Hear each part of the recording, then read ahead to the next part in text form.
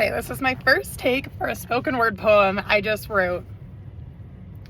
I think I'm going to call it Me.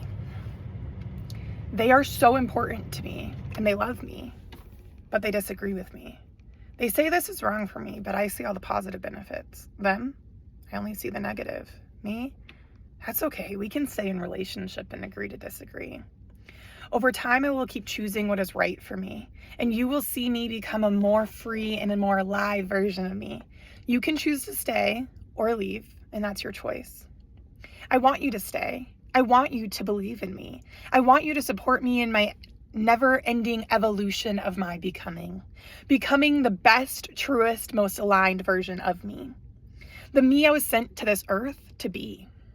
I have learned that I will be okay if you stay or if you leave, but I have finally realized the one person I am done abandoning is me. I used to abandon myself to fit into other people's boxes of who I should be for them. There is a box of who they want me to be, and there is a box of who I want to be. Which box am I willing to live in? Which box makes me feel like a coffin, and which box makes me feel like me? Suffocating or free? Bending my beliefs or choosing me? Choosing self-love or others' applause? I could stand on a stage preaching of a God of love, while hating the very God inside of this temple box called my body, the vessel of divine sensuality, sexuality, and me. Or I can fit in your box while preaching divine sovereignty that lives outside of me. I say no. No more choosing you over me. Because I've become a zombie in this apocalyptic movie, walking around half dead, eating the approval of others just to keep me alive, barely undead, truly not actually alive. It is scary to be free, for they will call you crazy, they will call you bad, they will call you sinner, and you know what? Finally, I'm okay with that, because I know what I believe about me. Because I know what I believe about me.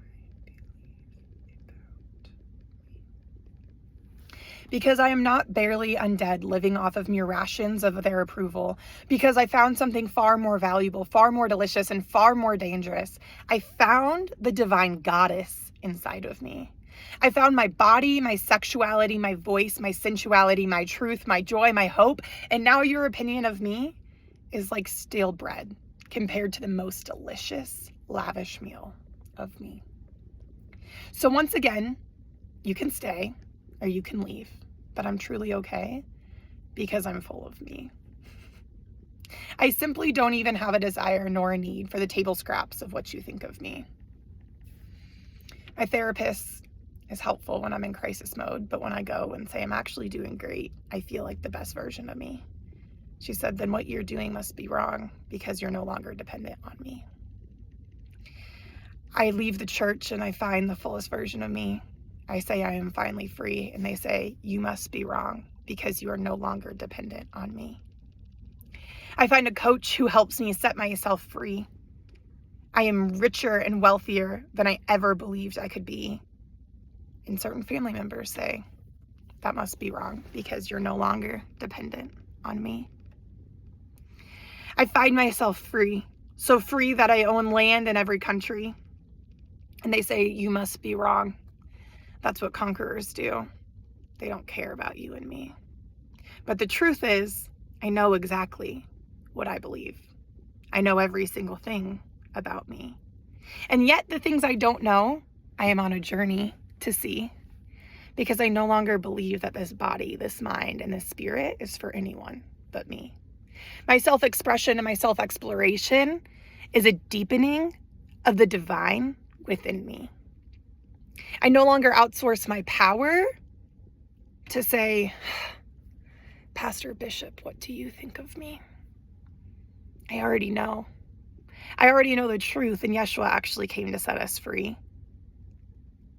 Not in boxes of Christianity, not in sects of a religion that there are more every single day, more division, more hatred, more wars. But when we transcend religion, we realize you are God and so am I. It is the divine in we. And the divine is in me. The divine is me. I am the face of God. You are the face of God. And that is woven into the very texture of every human man-made religion, because it is the one thing that is true. And then man comes and says, I'm going to add religion on top so I can control you. Jesus came to set us free. Buddha came to set us free. Muhammad came to set us free. And then leaders came and said, I want to be set free. But I will use this very logic that sets us free to control you, because I haven't actually found the divine in me. If someone is trying to control nor manipulate the relationship of you and the divine, it is not actually the divine. Because the divine is you, and the divine is me. And the greatest freedom we can find is when we say, I don't care what you think, because I know what I think of me. It is easy to outsource your power when you are in pain and you need someone else's approval. But it is hard to control me when I believe I already have my own.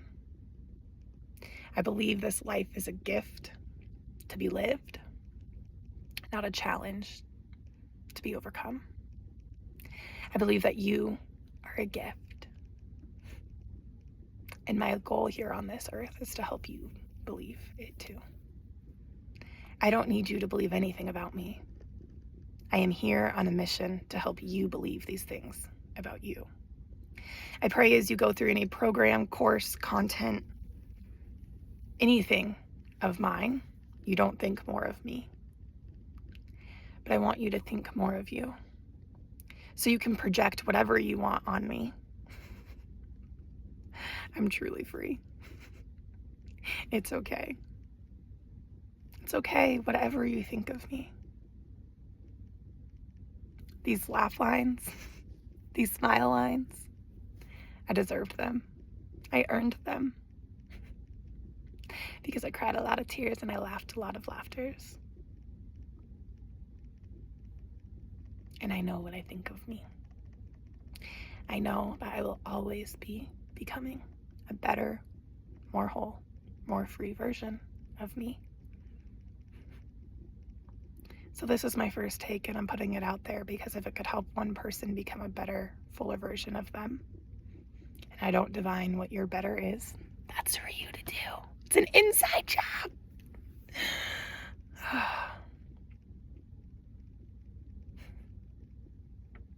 But I love you, and I love me.